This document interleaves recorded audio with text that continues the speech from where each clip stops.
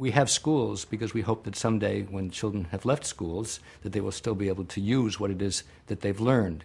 And there is now a massive amount of evidence from all realms of science that unless individuals take a very active role in what it is that they're studying, unless they learn to ask questions, to do things hands-on, to essentially recreate things in their own mind and then transform them as is needed, the ideas just disappear. The student may have a good grade on the exam. We may think that he or she is learning, but a year or two later, there's nothing left. If, on the other hand, somebody has carried out an experiment himself or herself, analyzed the data, made a prediction and saw whether it came out correctly, if somebody is doing history and actually does some interviewing himself or herself, oral histories, then reads the documents, listens to it, goes back and asks further questions, writes up a paper, that's the kind of thing that's going to adhere, where if you simply memorize a bunch of names and a bunch of facts and even a bunch of definitions, there's nothing to hold on to. The idea of multiple intelligences comes out of psychology. It's a theory that was developed to document the fact that human beings have very different kinds of intellectual strengths, and that these strengths are very, very important in how kids learn, and how people represent things in their minds, and then how people use them in order to show what it is that they've understood. If we all had exactly the same kind of mind and there was only one kind of intelligence, then we could teach everybody the same thing in the same way and assess them in the same way, and that would be fair. But once we realize that people have very different kinds of minds, different kinds of strengths, some people are good in thinking spatially, some people are good in thinking language, other people are very logical, other people need to do hands-on, they need to actually explore actively and to try things out. Once we realize that, then an education which treats everybody the same way is actually the most unfair education, because it picks out one kind of mind, which I call the law professor mind, somebody who's very linguistic and logical, and says, if you think like that, great. If you don't think like that, there's no room in the train for you. If we know that one child has a very spatial or visual spatial way of learning, another child has a very hands-on way of learning, a third child likes to ask deep philosophical questions, a fourth child likes stories. We don't have to talk very fast as a teacher. We can actually provide software, we can provide materials, we can provide resources which present material to a child in a way in which the child will find interesting and will be able to use his or her intelligences productively, and to the extent that the technology is interactive, the child will actually be able to show his or her understanding in a way that's comfortable to the child. We have this myth that the only way to learn something is read it in a textbook or hear a lecture on it, and the only way to show that we've understood something is to take a short answer test, or maybe occasionally with an essay question thrown in. But that's nonsense. Everything can be taught in more than one way, and anything that's understood can be shown in more than one way. I don't believe because there are 8 intelligences we have to teach things 8 ways. I think that's silly. But we always ought to be asking ourselves, are we reaching every child? And if not, are there other ways in which we can do it?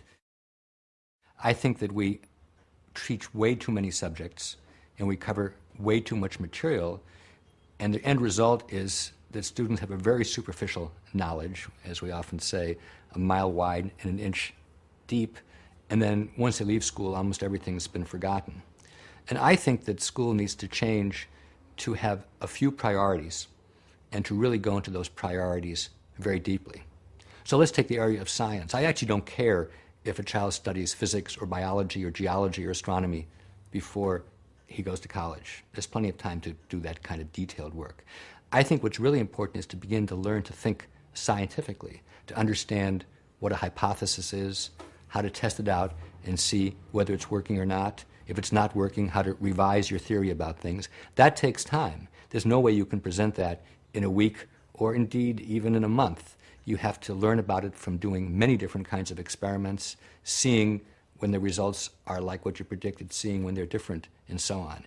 But if you really focus on science in that kind of way, by the time you go to college, or if you don't go to college, by the time you go to workplace, you'll know the difference between a statement which is simply a matter of opinion or prejudice and one for which there's solid evidence. The most important thing about assessment is knowing what it is that you should be able to do. And the best way for me to think about it is a child learning a sport or a child learning an art form. Because there it's completely unmysterious what you have to be a quarterback or a figure skater or a violin player. You see it, you try it out, you're coached, you know when you're getting better, you know how you're doing compared to other kids. In school, assessment is mystifying. Nobody knows what's going to be on the test, and when the test results go back, neither the teacher nor the student knows what to do. So what I favor is highlighting for kids from the day they walk into school, what are the performances and what are the exhibitions for which they're going to be accountable. Let's get real. Let's look at the kinds of things that we really value in the world. Let's be as explicit as we can.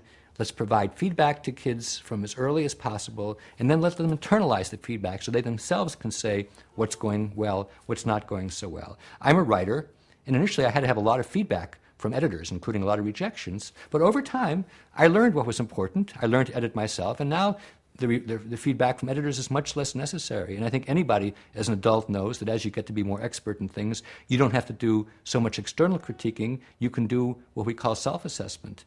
And in school, assessment shouldn't be something that's done to you. It should be something where you are the most active agent.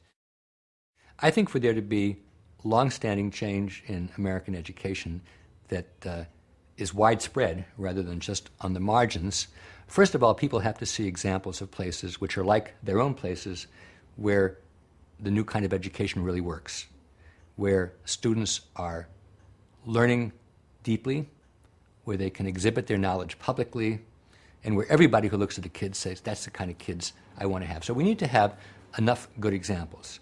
Second of all, we need to have the individuals who are involved in education, primarily teachers and administrators, believe in this, really want to do it, and get the kind of help that they need in order to be able to switch, so to speak, from a teacher-centered, let's stuff it into the kid's mind kind of education to one where the preparation is behind the scenes and the child himself or herself is at the center of learning.